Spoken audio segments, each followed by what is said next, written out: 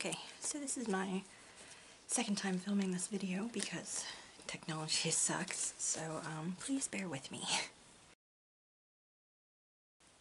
Hey folks, my name is Jen, and today I would like to talk to you about the books that I read in January. So I read 6 books in January. I did pretty good on my TBR overall. The only book I ended up not finishing was The Bear and the Nightingale, which unfortunately, of course, was my 23 and 23 book for January. But yeah, at the end of the month, I just lost interest in reading fantasy, and I ended up just putting it down. So I'm hoping to go back and revisit that one in a month or two maybe. As for the books that I actually did finish reading, let's get into them. So the first book that I read was Call Us What We Carry by Amanda Gorman. This is a poetry collection of hers.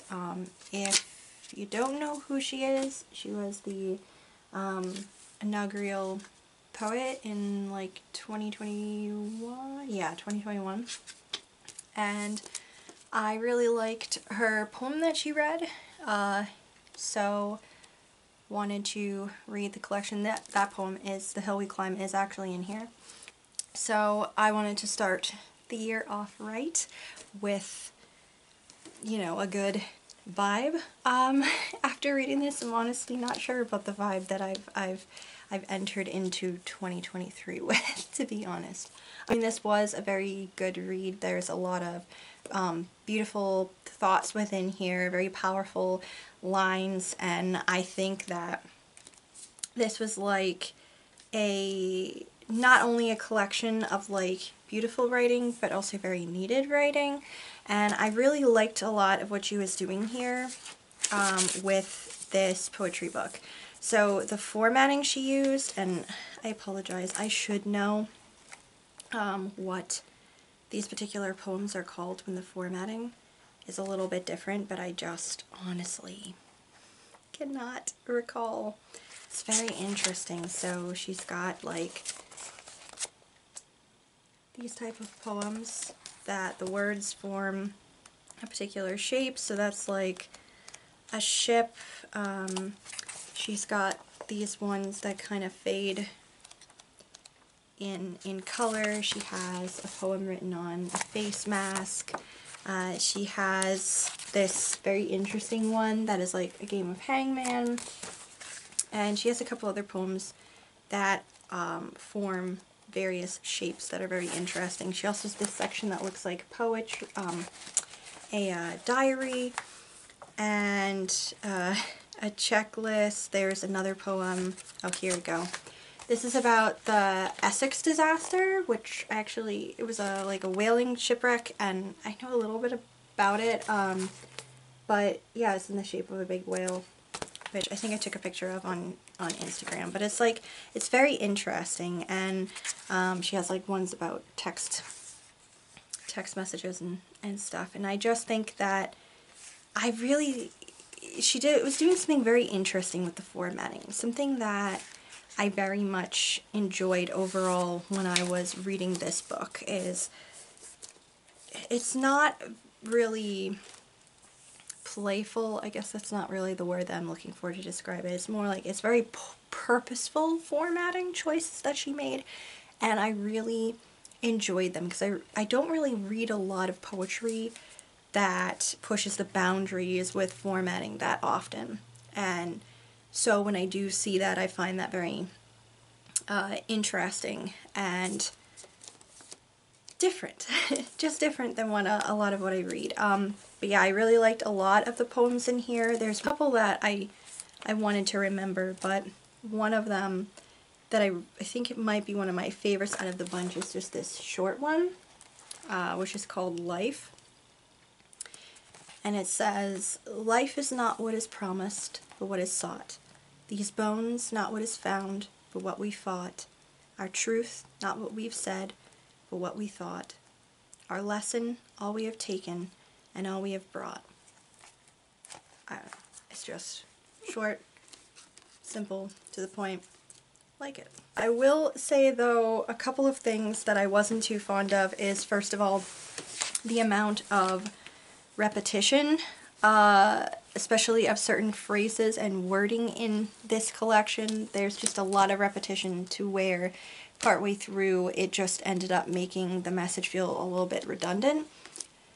Then again, that might have more to do with me than it has to do with the poetry book in general, because I think technically poetry books are meant to be read slowly and savored and do like 1 or 2 poems at a time, and they are not meant to be read like me, like a goddamn wrecking ball, going through, like plowing on through, right through the poetry book in like 1 or 2 sittings, which is how I always read poetry. It's probably not supposed to be read that way, so maybe why it felt repetitive after a while was because, well, that's not how you're supposed to read a book of poetry. But yeah, so that, again, that might be more on me than on the poetry book in general. But another thing that I will say though is that this deals very heavily with 2020 and partially 2021. So events, so like the beginnings and the major parts of the pandemic and quarantining and some other events that happened. And I personally am not ready mentally to read about a lot of that stuff, and this actually was a source of anxiety for me because of this book just made me feel like it was mentally bringing me back to early 2020. And like, I personally, honestly, I know so many more people had a worse time of it than I did, or my family did, or anything, but it still was ultimately extremely stressful and upsetting and anxiety-inducing of a time for me. So if it, I imagine, it was also like that for you, I mean, I do think this is a poetry book that's worth reading, and I think a lot of the poems in here are very needed poems. Just if you feel like you are not mentally or emotionally ready to go back there yet, maybe just go into this carefully, or read it.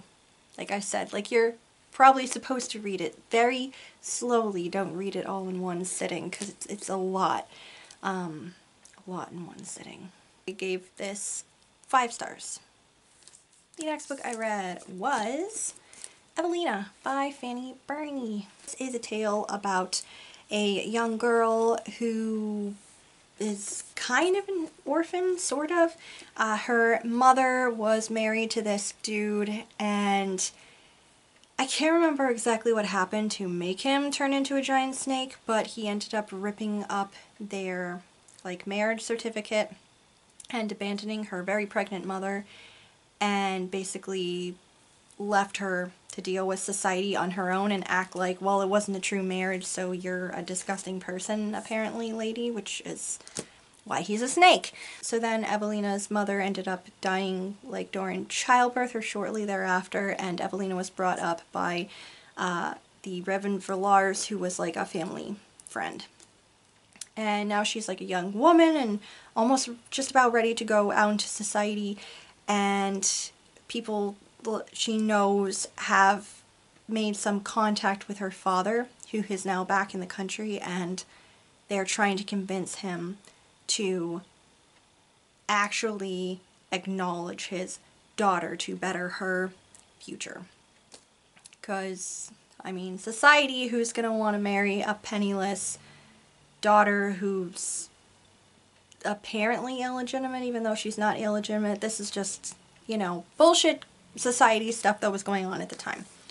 And then some other family members, namely her grandmother, decide to drag her off to London with her to introduce her to society and have her like do this whole everything. It is an epistolary novel.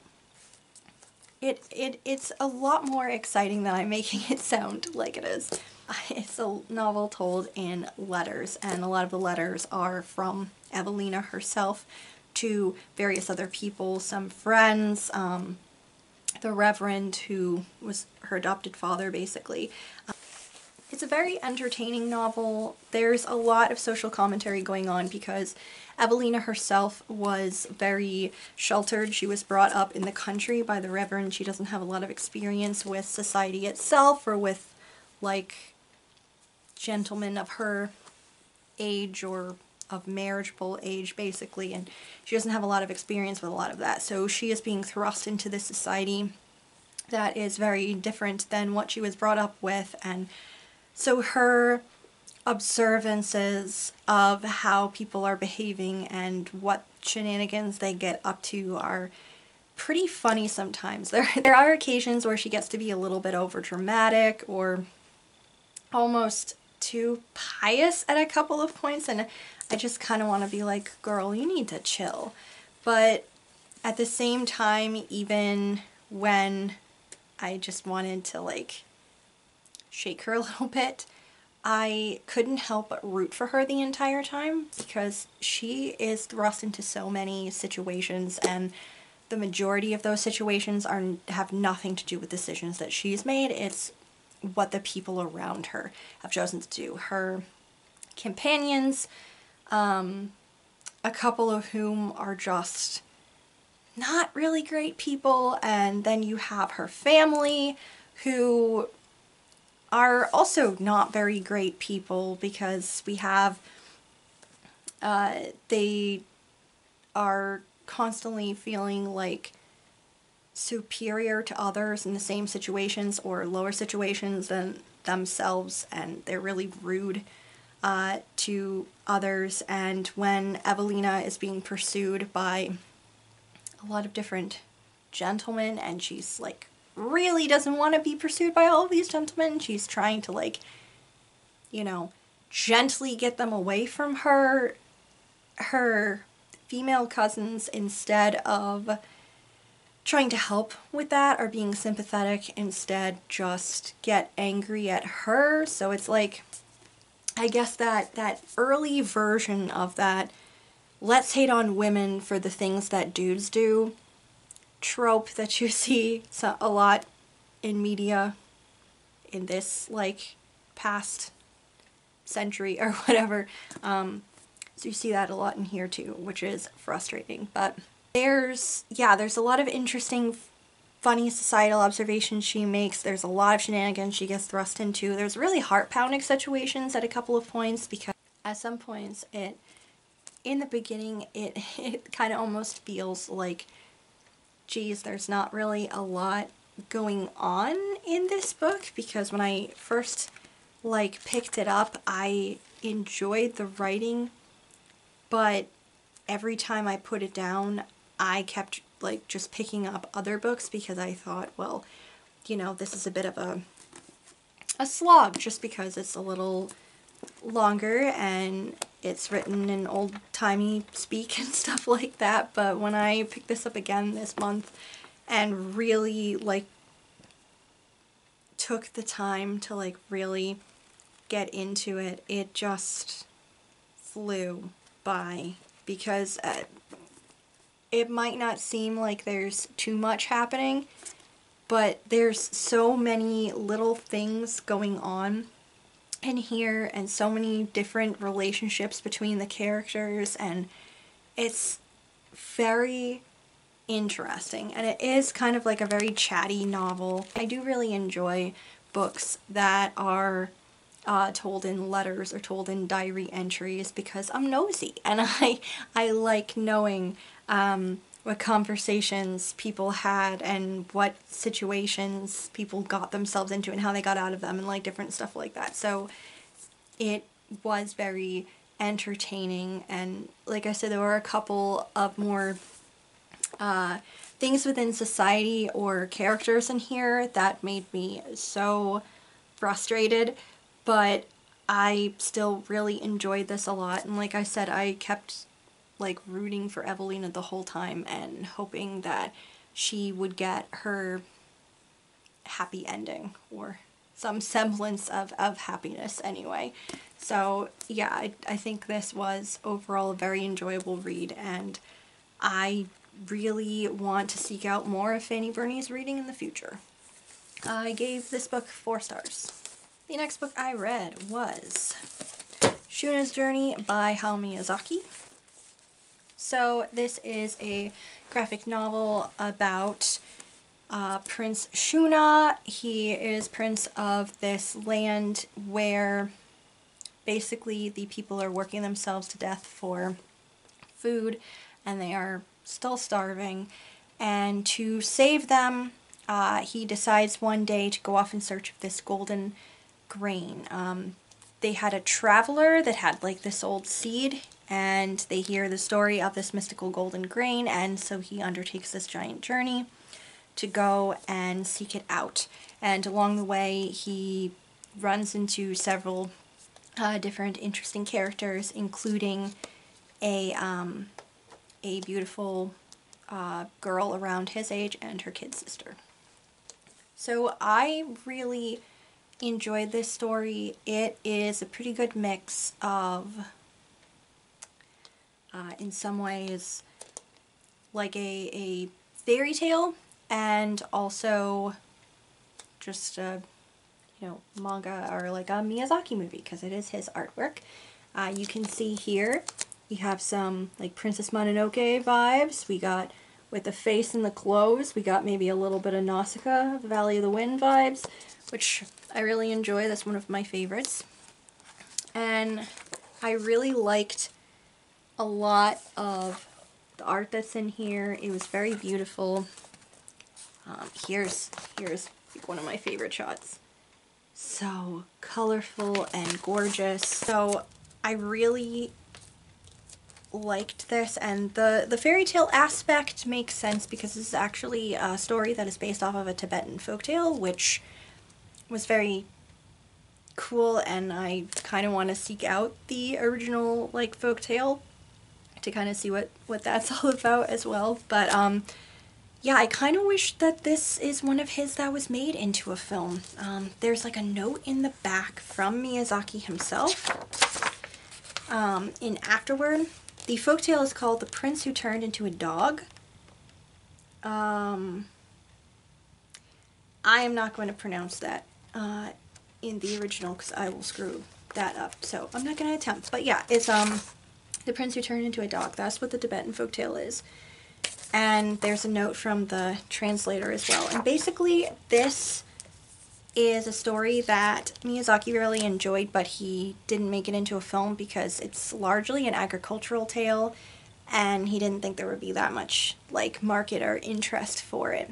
And I mean, largely it is an agricultural tale, but there is still, like, it's Miyazaki. There's a lot of kind of fantastical elements to it as well. They're very interesting. There's like this tank in here at one point that I can't find a visual on it, but it's super cool. Just an interesting melding of like old world and fantastical stuff with modern-ish warfare weaponry and stuff like that. Kind of an interesting melding that Miyazaki does a lot of the times in his stuff. But yeah, I really liked this. It was a little bit jarring at a couple of points just because we would only get like half of like a thought basically on a page. There would be like, I feel like I'm not going to explain this right, but it's like a thought about something, and then it would jump like 5 stages ahead and wouldn't finish whatever that thought was.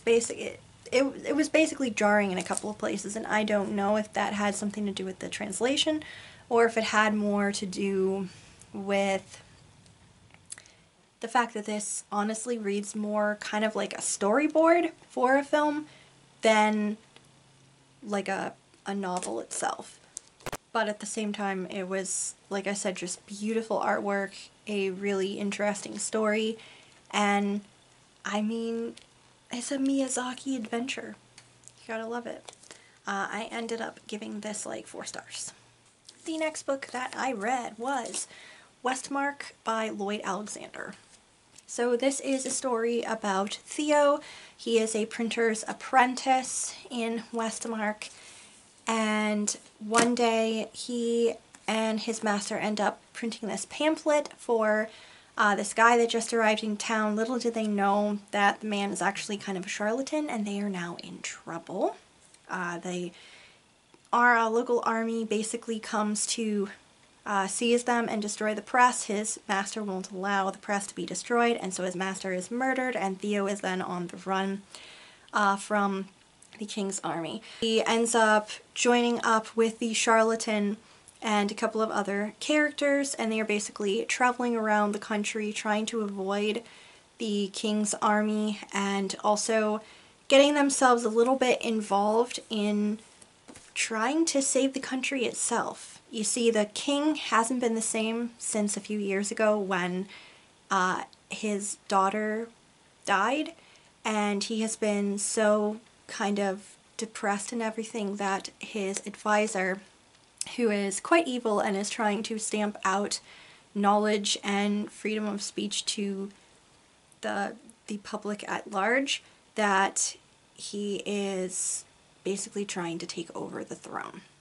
So this was super exciting. I went into this pretty excited for it, but also a little bit nervous, just because while I really loved the Chronicles of Bardane, when I checked out Lloyd Alexander's Vesper Holly series last year, I didn't really like the first book, The Illyrian Adventure, that much. So I was a little bit nervous as to whether or not I would like this series. I did not need to worry. Westmark has that perfect, like, Lloyd Alexander charm in it. It's like super fun and engaging. It has a bunch of quirky, like morally gray area characters, and also a villain that you can't help but love to hate. Like this guy, Cabarrus, I hate him so much. If he was in front of me, I would smack him in the face. But at the same time, you hate to love him. It's kind of like when you watch The Lion King and you know Scar's an asshole, but he has a fantastic villain song, you know? That's kind of how this bad guy feels. You hate to love. I mean, you love to hate him, basically. There's like a section in here that I don't even know. I don't want to give any spoilers away, but let's just say I screamed out loud because of something that happened. And it wasn't like a bad scream, it was like a good scream. But I screamed out loud, and I may have scared my cats. So this series made me be really bad because I broke my book buying ban so I could order books 2 and 3 in the series, which I'm looking at on my desk right now. I'm back to the book buying ban. I can't buy anything more until like let me see. I have a book that comes out in September that I really want, so I think I'm gonna wait. I'm not allowed to buy anything else until like September. I think that's when I'm gonna be like, okay, it's okay to break the ban again. I had to know because like I just want to live in this series, kind of like how I felt about Prydain. I want to live in the series, and so I'm very excited to get to the other books in the trilogy too. But yeah, this was just so good, and it had some like something I wasn't expecting was very serious questions about right and wrong, or what is good and what is evil. And you will have good and evil. It is like the oldest storyline ever. This is like for a younger audience. Usually there's a lot of stuff in the younger audience about like good and evil, but this one had some very interesting questions about like what truly is good and what is evil. What about the gray areas that exist in between? And just because you think an action is justified and for the good, well, somebody else will think that was a bad action because, or what if the opposite, like that kind of thing. It was just a very interesting question about, like, basically about those things that I honestly was not really expecting from like I think this is like a middle grade fantasy novel, and I don't know, I just wasn't expecting that, and I really liked that, and it's something that I'm still like pondering weeks after having read this. But yeah, I had such a good time diving back into his writing, and I really enjoyed this story overall, and I gave this 5 stars. The next book that I read was Red Queen by Victoria Aveyard. Okay, so if you don't know what this book is about, this is about Mare, and she lives in a world where people are separated by what color blood they have. She has red blood. She and her family all have red blood, and red blood are like normies, basically. Don't have a lot going on. And then we have the Silver Bloods, which are like godlike people. They have like these Avatar: The Last Airbender style like abilities, like people, you know, can do stuff with like fire and water and grow things and what, heal people, hurt people. So there's like a lot of different talents going on, and those people are like the ones in control. They are the noble families, they are the high courts of whatever. They're like, yeah, and the Reds are expendable peasants doing all of the work, going to wars for them and dying in a lot of different ways. Yeah, so there's a lot of that going on. Mare ends up at the royal palace, like the local royal palace, and through a series of circumstances ends up exposing to everyone that she has a power that she didn't know about, nobody else knew about, but she is red-blooded. She is not supposed to have a power, but yet here she has one, and a lot of people saw this, especially a lot of Silvers saw her with this power, and I think at the event that she was at, it also got televised to other people, so they basically, the royal family goes into defense mode and brings her into the palace and says that, hey, she is the long-lost daughter of a Silver general who was killed many years ago. She was just raised by a red family who took her in, so now we've got to teach her how to fit into our society and stuff like that. And so she's dealing with that. She's also now engaged to not the crown prince, but his younger brother. And along the way, she ends up having a chance, even though it'll risk like everything, to help the Scarlet Guard, who are like these rebels who are trying to overthrow the Silvers.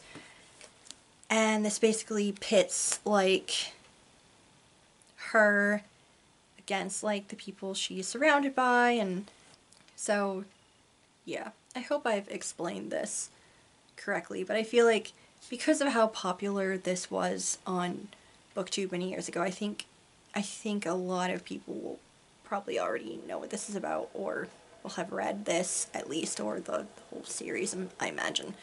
I found this to be a very readable book. It actually surprised me how readable it was, just because, like, oftentimes I've found over the past several years that I just don't really like a lot of YA fantasy because oftentimes I don't vibe with the writing style, or I really like dislike the main character to the point where I have to DNF the book. So I went into this series with a lot of apprehension because I was assuming that this was going to be a slog. It was not. This is very readable. I flew through this book, and I was interested in the abilities that the Silvers had, and now also Mare, and honestly I would have liked a little more context about how those powers came to be. I'm assuming it has something to do with their different blood types or something, but I would have liked to know a little bit more about it. I made the joke about like the Avatar: The Last Airbender stuff, but I am interested in stuff that has like really interesting abilities and stuff like that, and societies, I guess, where you have people that, like a lot of people that have those abilities, and then everybody else who is just kind of like, oh my god, I'm not special and you just put a hole in my house because of some dumb shit you were doing, you know, stuff like that. So I'm kind of interested in that contrast a little bit, which, by the way, I think maybe not so much The Last Airbender, but the next section, like the Korra seasons, those deal, I think, a little bit more heavily with the separation of the two different parts of the society kind of deal. But yeah, stuff's like interesting to me, but yeah, like I said, I would have liked a little more context. Now, this is only the first book, so it's possible that there are other, there's like a deeper explanation or something like that in the future books. Maybe. I'm not going to continue the series, so I don't know. Even though this was very readable and I did fly through this, it just really reminded me, partially why I just don't really like dystopian books, especially like dystopian YA, and I just don't really like that. Like, for the most part, I don't go for that kind of thing, and normally it is because a lot of the times it becomes a source of anxiety for me, because dystopian novels end up feeling very probable in my brain, which I know is basically the point. It's like dystopian novels like Fahrenheit 451 or V for Vendetta or The Handmaid's Tale. They're meant to be kind of like warnings to society about, hey, if you continue in such a manner, this is a possible world that we're going to end up in. And sometimes I enjoy aspects of that, but other times it ends up, yeah, just being a giant source of anxiety for me, because it just feels too probable that given a couple of different situations or a couple of different law passings or a couple of different things, and we're gonna wind up in that society. And yeah, that's the kind of shit that keeps me up at night. So I don't really reach for a lot of novels that have that kind of thing in it.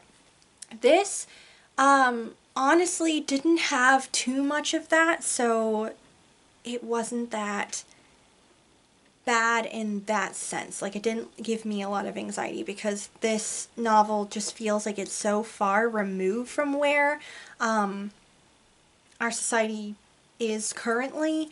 So yeah, it felt far enough removed that that wasn't as much of a problem. But the other side of like dystopian novels are, maybe it's more like dystopian fantasy YA, are the tropes that are in it. And there's nothing wrong with these tropes, and if they are tropes that you enjoy, that's great for you, but for me it's just stuff that I am not super into, or it's things that I consumed so much when I was a teenager and in college, and I'm just really just tired of them now. And that would be like the love triangles. I'm very much over love triangles. I'm very much not really into the kind of Hunger Games battle royale situation, stuff like that. I'm not super into that either. Now, I haven't actually read Hunger Games, but I have sat through like 2 of the movies, and so maybe I can't really compare, but just so much of this novel reminded me of Hunger Games that I feel like if that's a series that you really liked, and you haven't checked this out, you probably should, because I think that you will enjoy it. It just personally didn't really work for me. There's nothing wrong with this book per se. It's just, like I said, it's very readable. I flew through it. I was interested in people's like different abilities, and this book did take a couple of twists and turns, one of which, like, I had to pick my jaw back up off the floor because I was not expecting it, but overall I just did not find this to be an overly enjoyable experience, just because dystopia just doesn't really work for me. It overused tropes that I'm not fond of, and the other part of it is that I disliked Mare the entire way through, and I thought that possibly she would improve by the end of the novel, and she just did not. But I mean, props to Victoria Aveyard's writing though, because I kept reading, which is unheard of for me when I cannot stand the main character and the story is told from the main character's point of view, because normally that's like a 20 to 30% of the way through DNF for me. But that was not how this happened at all. I read this thing all the way through. So, props to her, but yeah, I'm not going to continue reading this, because it just doesn't work for me. So I ended up giving this one 3 stars. Please don't hate me. The last book that I read was Color Scheme by Niall Marsh. So this is technically a Roderick Allen mystery, but let me tell you, Roderick Allen is barely in this sucker, and that frustrates me. It frustrates me when mystery novels are supposedly within a series with a character, but then they're not there. Like, The Clocks did me dirty with that last year, I believe, because I was expecting there is a Hercule Poirot mystery, and he was barely in it. So that's just a pet peeve that I have about books that are supposed to be about this detective, and then they, like, where are they? Where are they? You lied to me. So this is taking place during World War II in New Zealand. This is at the back of the book calls it a seedy health establishment. It's not really seedy, it's a health resort at the hot springs that is unfortunately falling into disrepair, and part of that is because the family that owns it don't really know how to manage a health resort. Yeah. But it's full of very interesting characters. So you have the family that runs the resort, you have some of their staff, you have the local Maori tribes whose lands are right nearby, and then you also have a couple of the guests that come over, including a famous actor. You've got this total shitheel of a human being who kind of works for the resort, but kind of doesn't. It's complicated. And then amongst this very weird grouping of people, there is apparently a spy, because something quite terrible happens nearby to the local, like, military, and now everyone knows that they have a potential spy in their midst, and they have to find who this person is. Unfortunately, someone whom they suspect of being the spy then dies quite horribly. Like it says in this book, sucked to death in a seething cauldron of mud. So you know how, but you don't really know who it is until, like, partway through the novel. Yeah, by the way, reading this at work, like, I definitely, with this cover, did not get any weird looks from my boss at all when I was reading this at lunch. No weird looks at all. It's fine. But yeah, so this was an interesting one. It was a very intimate look at a bunch of people, very odd, different people, all thrust together in a particular situation at this health resort, and what happens with them when something truly terrible happens. The majority of everyone was also extremely unlikable, And I think that's what made it even more interesting, was to see all of these rather unlikable people dealing with this situation. Honestly, I don't think I really rooted for any of them in this situation, just because, yeah, I just found them all very unlikable. In fact, the only characters that I actually kind of liked were the Maori people who lived nearby. Everyone else at the resort, I couldn't really care if they ended up in the hot springs either, to be honest. But at the end of the day, I still enjoyed this kind of look at the characters and what their relationships are, their interactions with each other, just their terribleness. I guess it was very interesting. There's like a little bit of, I don't know, colonizer stuff, just a little bit, but I mean, this was set in the 40s. I think this was actually written in 1943. So, I mean, it's an older book that kind of, it's just par for the course with older books that there's possibly going to be something a little bit problematic in it. So that was that, basically. But to be honest, I guess I can't really speak about the topic that much because I honestly don't really know that much about New Zealand. So, yeah. But, yeah, otherwise, very interesting look, although I don't think this was my favorite out of her books that I've read so far. This is the third book of hers that I've read, and I'd say my enjoyment level of it was a little bit higher than A Man Lay Dead, but definitely way lower than Death in a White Tie. Like, Death in a White Tie is still so good. And I think part of this being a little bit more of a, not really an icky read, but just like a slightly not as fun read, was that there wasn't like a good chunk of Roderick Allen in it. So yeah, I ultimately gave this like 3 stars. So that's it, folks. That is everything that I read in January.